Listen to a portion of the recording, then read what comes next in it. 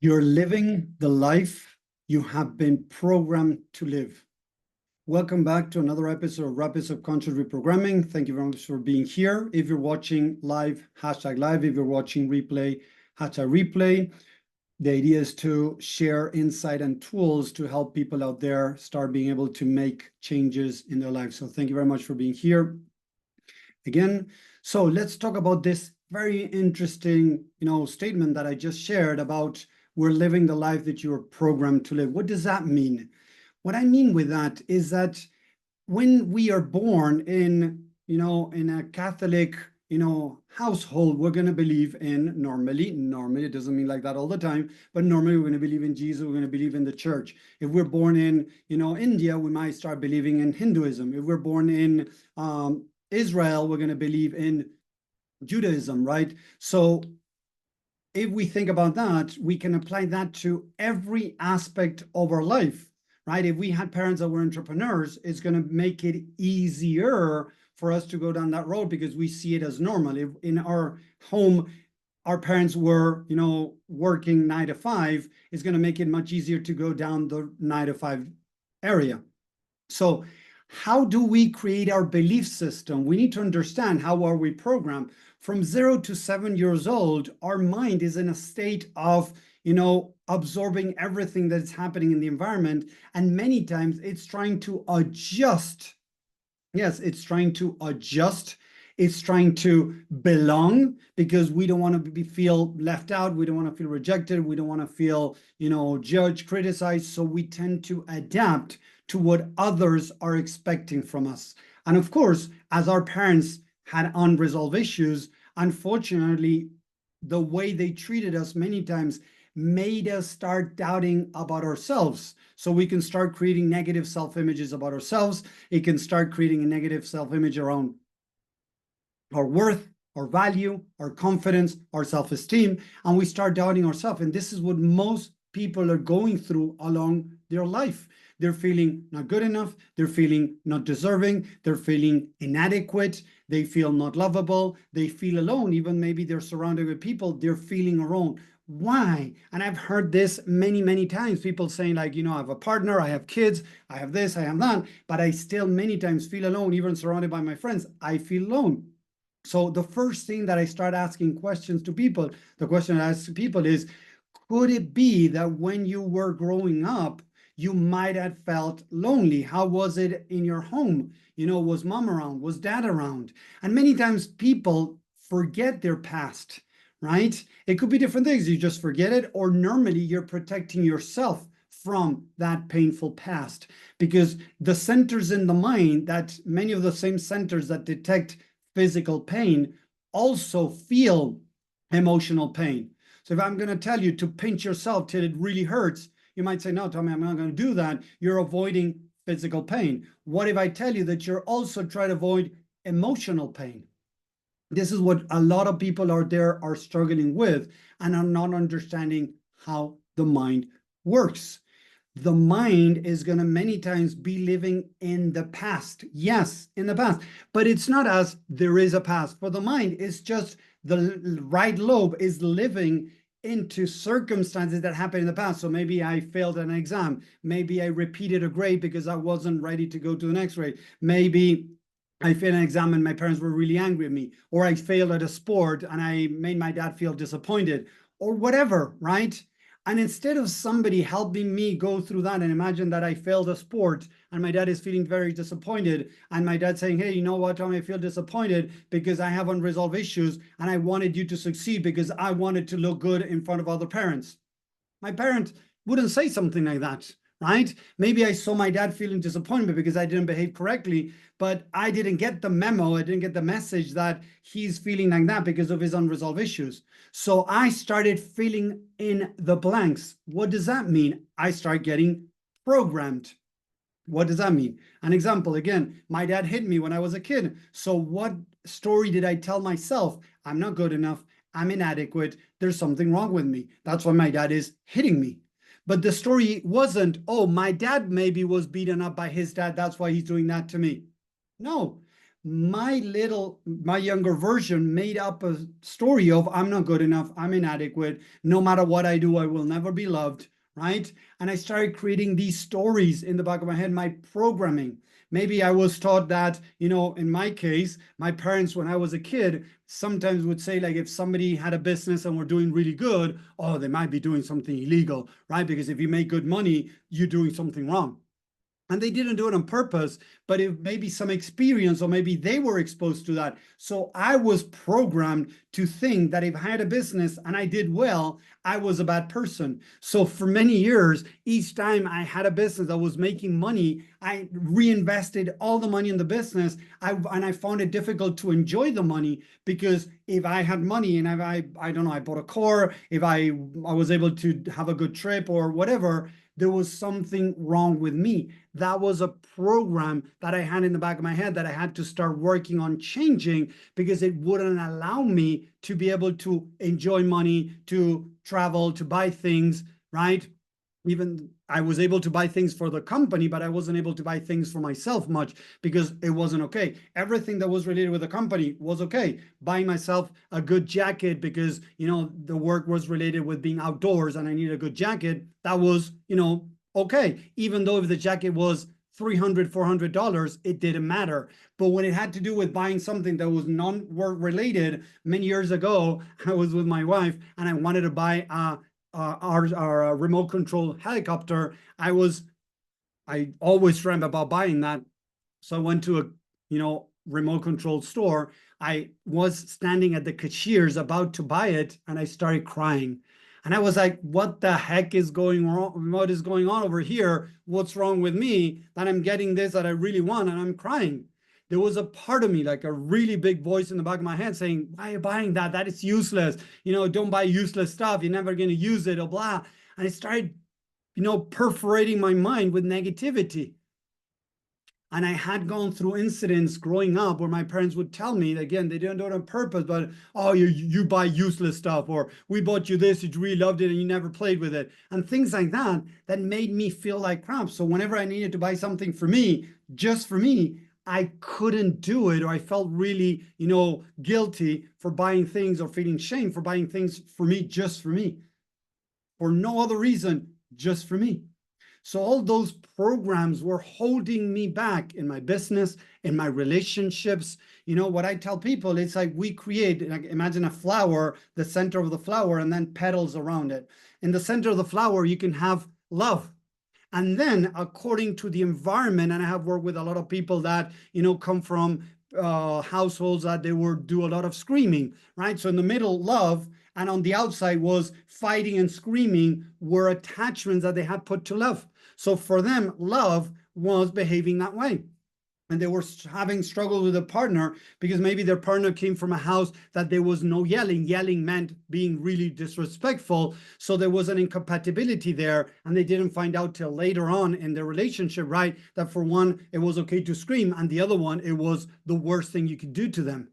Right? So when we come into relationships, normally we come with our own programming. The other person comes from their own programming. And each person believes that the other person has to behave like they think is the right way. So the person that comes from a household that there was a lot of screaming, they think that it's okay to scream, and that their partner, right, whenever they feel bad or something, they're going to scream at them because that's the way they interacted at home. And maybe now they're one other person that this person over here thinks that screaming is disrespectful, that you need to say things, or you need to keep them to yourself. Imagine that you're not allowed to speak up.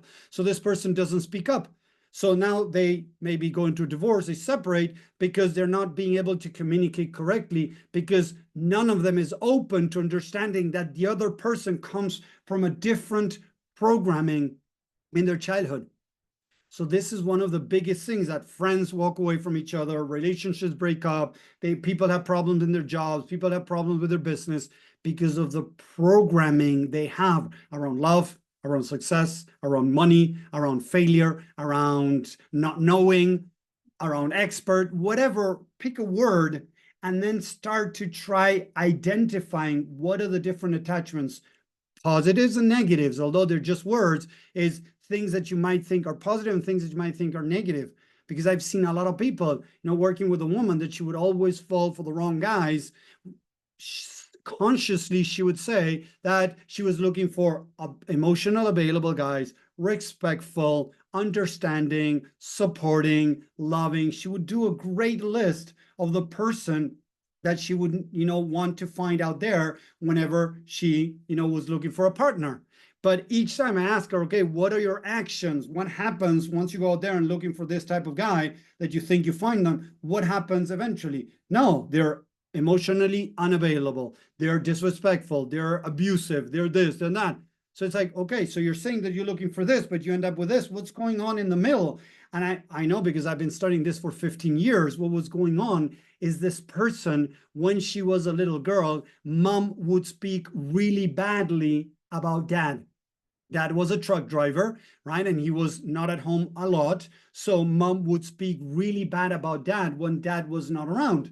So this woman had made a list subconsciously. Her programming was negative around men.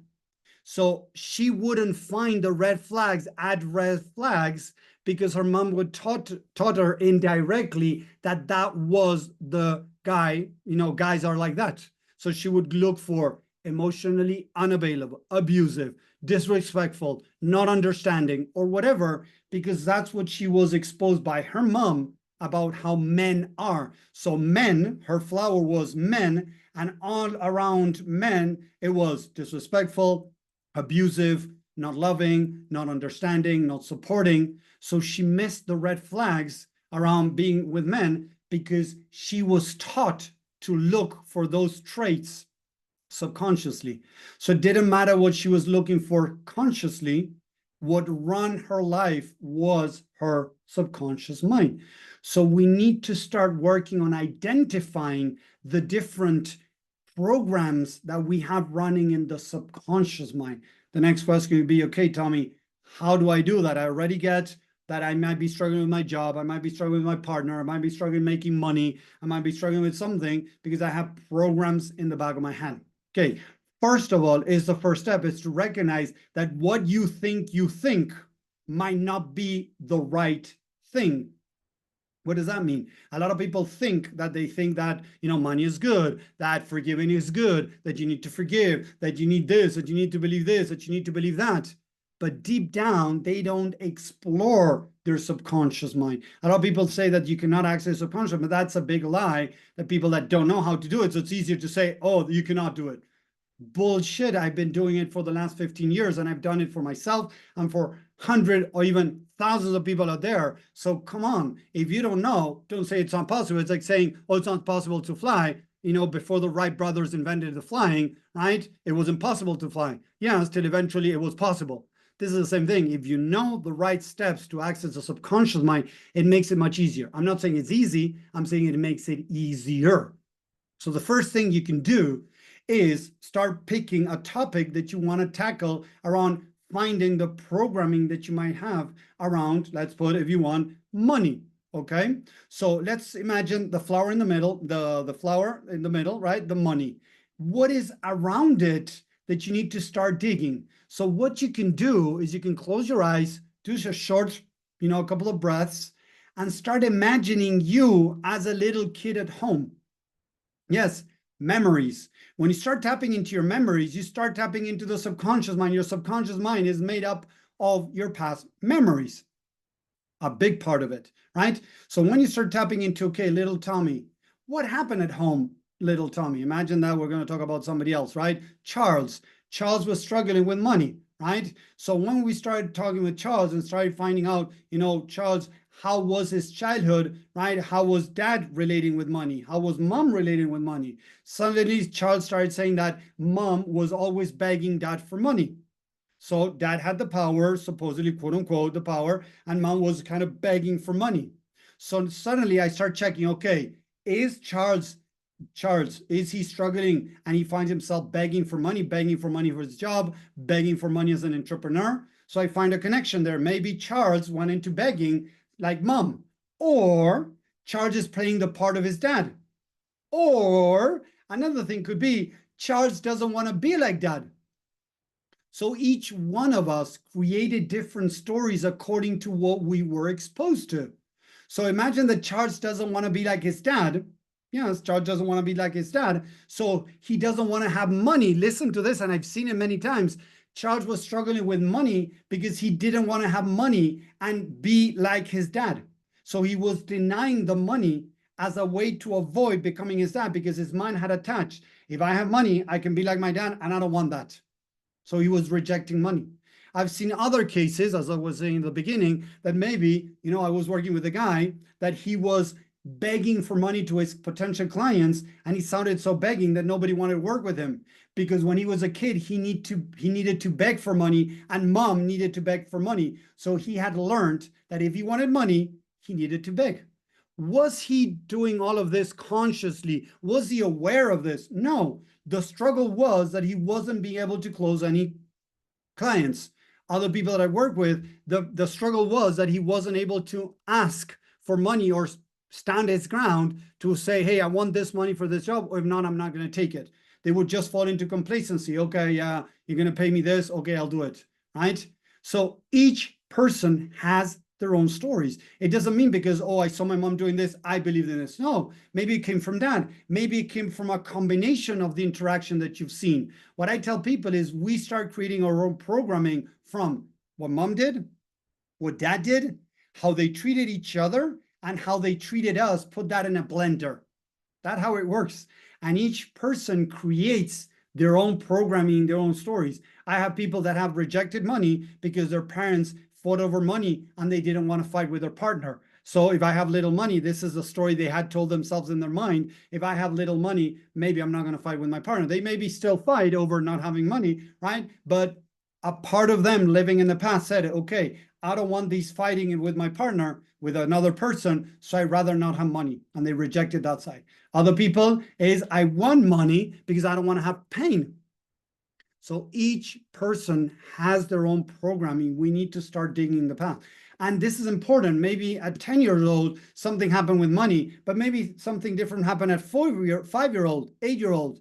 I have people that at 10-year-old, the economy in the house collapsed, dad lost his job, and everything went sideways. But when he was 8, there was a lot of fighting around having a lot of money and dad going out and partying and leaving the family behind, right? So there was money, and there was a guy behaving really badly that had money. So the person might start rejecting money. Then suddenly the economy, the finances collapsed.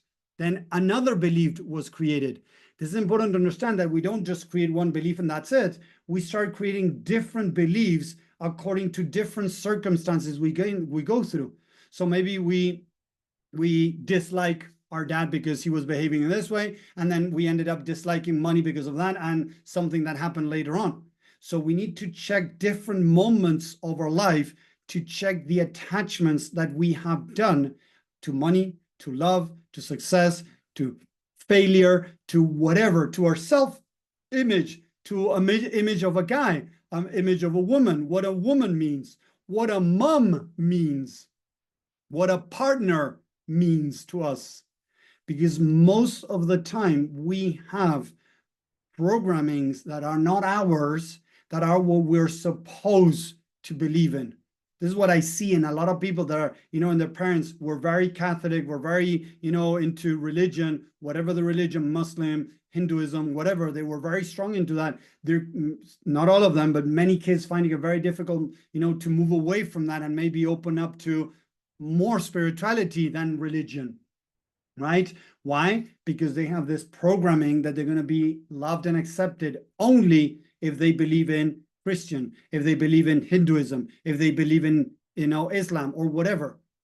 And this happens very often.